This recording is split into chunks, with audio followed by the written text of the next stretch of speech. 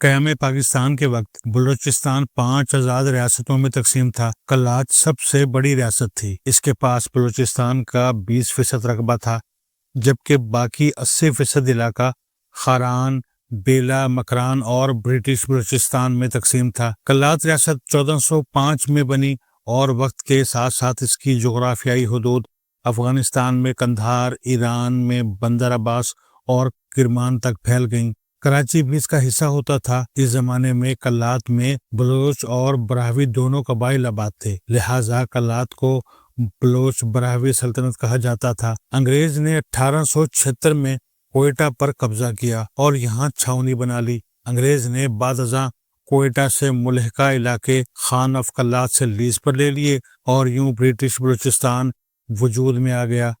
بلوچستان کا نام اس سے قبل تاریخ میں موجود نہیں تھا۔ انگریز کا فوکس پشتون علاقوں کی طرف تھا، لہٰذا وہ افغان سرحد کے ساتھ ساتھ پشتون علاقوں میں اپنا اثر و رسوخ بڑھاتے چلے گئے۔ کوئٹہ کے بعد زیارت اور فورٹ سنڈیمن ان کے بڑے مرکز تھے۔ ڈیرہ بگٹی، کوہلو، سبی، چاغی، لورالائی اور پشین بھی ان میں شامل تھے۔ باقی تمام ریاستیں اور علاقے خود مختار رہے۔ بہرحال 1947 میں انگریز نے ہندوستان کی 565 پرنسلی اسٹیٹس کی طرح بلوچستان کی ریاستوں کو بھی 2 آپشن دیے، بھارت میں شامل ہو جائیں یا پھر پاکستان کے ساتھ مل جائیں۔ برٹش بلوچستان یعنی کوئٹہ نے جون 1947 میں پاکستان کے حق میں قرارداد پاس کر دی۔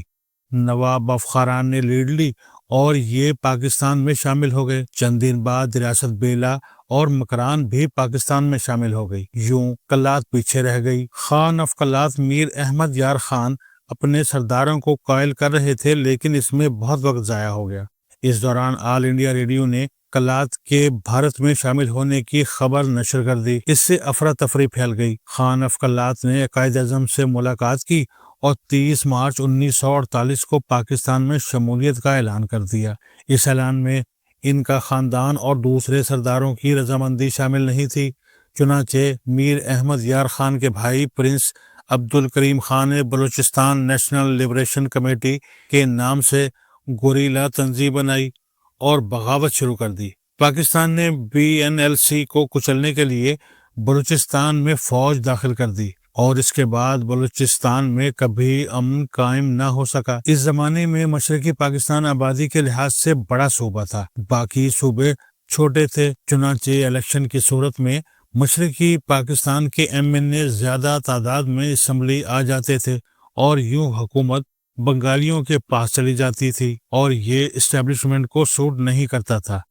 چنانچہ سکندر مرزا کے دور میں 1 یونٹ بنا دیا گیا، جس کے بعد مشرقی پاکستان ایک صوبہ اور باقی 4 صوبے مل کر دوسرا صوبہ بن گئے۔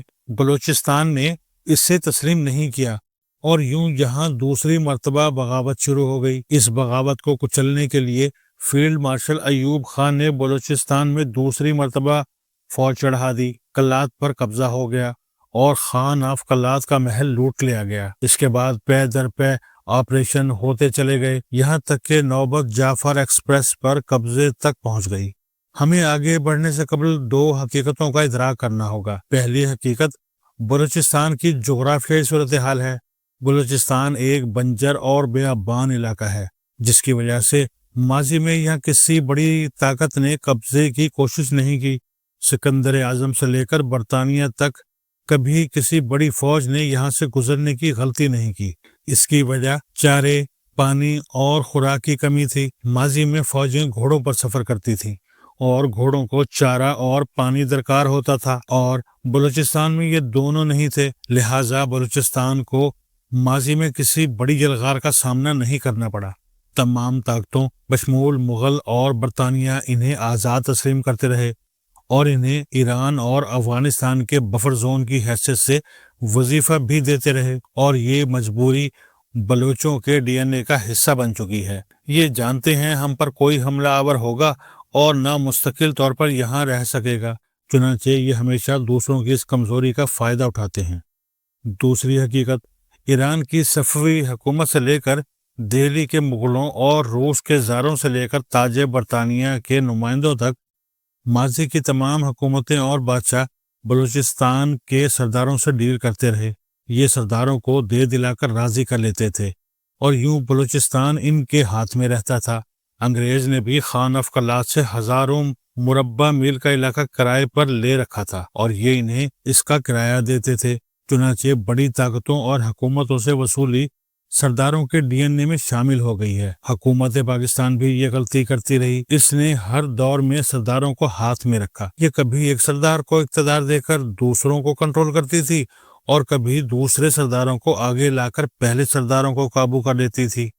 بلوچستان پاکستان کا واحد صوبہ ہے جس کی پوری اسمبلی کابینہ میں شامل ہوتی ہے۔ تمام ایم پی وزیر ہوتے ہیں، اپوزیشن لیڈر نام کا ہوتا ہے اور یہ بھی صرف پروٹوکول انجوائے کرنے کے لیے بنایا جاتا ہے۔ صوبے کا ترقیاتی بجٹ بھی یہ آپس میں تقسیم کر لیتے ہیں۔ آپ المیہ دیکھیے، عبدالقدوس بزنجو صرف 544 ووٹ لے کر ایم پی اے بنے۔ ٹوٹل رجسٹرڈ ووٹ 57,666 تھے اور یہ ان 544 ووٹوں کے ذریعے بعد ازاں وزیر اعلیٰ بن گئے۔ لوگ انہیں دھوت وزیر اعلیٰ کہتے تھے کیونکہ یہ اپنی شبینہ مصروفیات کی وجہ سے دن 12 بجے اٹھتے تھے اور اس کے بعد اگلی مصروفیات کا بندوبست شروع کر دیتے تھے، اور یہ کھیل بلوچستان میں 1000 سال سے جاری ہے۔ یعنی سرداروں کو ہاتھ میں رکھیں، ان کے مطالبات پورے کرتے رہیں اور سسٹم چلاتے رہیں۔ اس بندوبست میں سردار امیر سے امیر ہوتے چلے گئے جبکہ عوام غریب سے غریب ہوتے چلے گئے۔ آپ یہاں دوسرا المیہ بھی دیکھیے۔ بلوچستان کا 90% حصہ بی ایریا کہلاتا ہے۔ اس ایریا میں پولیس نہیں ہے۔ لا اینڈ آرڈر کی ذمہ داری لیویز کے پاس ہے اور یہ لیویز سرداروں اور نوابوں کی ذاتی فوج ہوتی ہے۔ سردار حکومت کے ساتھ سودا کرتے ہیں، آپ ہمیں 1000 فوجیوں کی تنخواہوں اور رہائش کے اخراجات دے دے اور ہماری فوج یعنی لیوی لا اینڈ آرڈر کی ذمہ داری اٹھا لے گی۔ حکومت انہیں رقم دے دیتی ہے اور یہ حکومت کو اپنی لیوی کی فہرست دے دیتے ہیں اور یوں یہ رقم سیدھی سردار کی جیب میں چلی جاتی ہے۔ یہ رقم 90 ارب تک پہنچ چکی ہے۔ چنانچہ اگر یہ کہا جائے بلوچستان کے صرف 10% علاقے اے ایریا جہاں پولیس ہے پر حکومتی ریٹ موجود ہے تو یہ غلط نہیں ہوگا۔ اب صورتحال یہ ہے، بلوچستان کے صرف 10% علاقے میں پولیس ہے، 90% علاقہ سرداروں اور ان کی قبائلی فوج کے قبضے میں ہے اور اسمبلی اور حکومت بھی ان کی جیب میں ہے۔ این ایف سی ایوارڈ کے ذریعے صوبے کو پچھلے 10 برسوں میں ہزاروں ارب روپے ملے، لیکن یہ رقم عام بلوچ پر خرچ نہیں ہوئی، یہ کرپشن اور لوٹ کھسوٹ کا شکار ہو گئی۔ سردار ایک دوسرے کو گرا کر حکومت حاصل کرنے کی کوشش میں بھی مصروف رہتے ہیں۔ ہم اگر 1973 سے آج تک کا ڈیٹا دیکھیں تو ہم اس نتیجے پر پہنچ جائیں گے بلوچستان میں اقتدار کی باقاعدہ بندر بانٹ ہوتی ہے۔ سرداروں کے مختلف گروپ سال یا 2 سال کی دہاڑی لگاتے ہیں۔